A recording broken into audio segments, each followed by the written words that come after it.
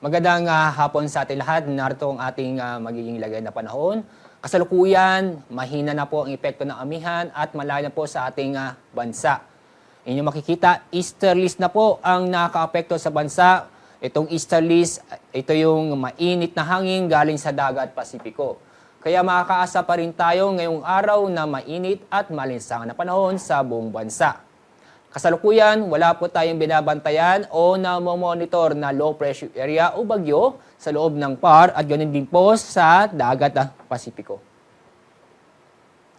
At sa ating magiging lagay na panahon bukas, patuloy pa rin ang epekto ng easterlies sa bansa. Kaya sa Luzon, inaasang pa rin na magiging maganda at maliwas sa panahon, malinsangan, pero may chance pa rin po ang mga localized thunderstorm. Lalo na po sa bandang silangan ng Luzon, katulad po sa Cagayan, Isabela, Aurora, Quezon at sa bahagi po ng Bicol Region. Dako tayo sa Visayas at Mindanao. Sa Davao Region bukas ay magiging maulap po ang kalangitan na may tsansa ng mga kalat-kalat ng pag-ulan at thunderstorm. Dahil sa inaasa po natin yung epekto ng trough ng low pressure area. Ito yung trough ng low pressure area, ibig sabihin po ito yung extension mismo ng low pressure area. Yung mismong low pressure area ay nasa labas po ng ating PAR at mababang tsansa na pumasok sa ating Philippine Area of Responsibility. Pero sa lalabing bahagi po ng Mindanao at itong buong Kabisayaan ay magpapatuloy po na magiging maganda at maliwas sa panahon kung saan ay makakaranas po tayo bukas ng bahagyang maulap hanggang sa maulap ang kalangitan. Asahan din po bukas ang malinsangan na panahon. Pero nandiyan pa rin po ang tsansa ng mga biglaan ng buhos na ulan dahil sa thunderstorm.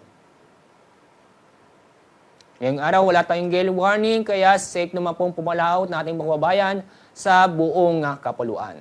At narito po ang ating 3-day weather outlook. Inyo makikita sa Metro Manila, Baguio City at sa Legazpi City ay magiging maganda at maliwas sa panahon pa rin, maliban lang po sa mga isolated na pag-ulan.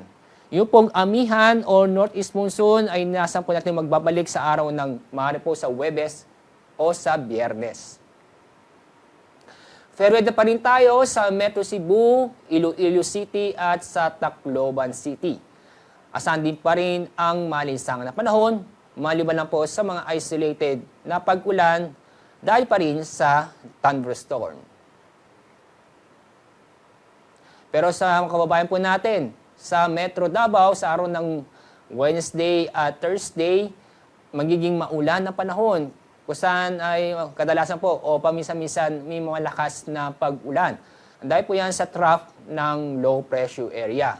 Kaya paalala po sa mga kababayan po natin na mag-ingat dahil sa mga, nandiyan pa rin po ang banta ng landslide at flash flood.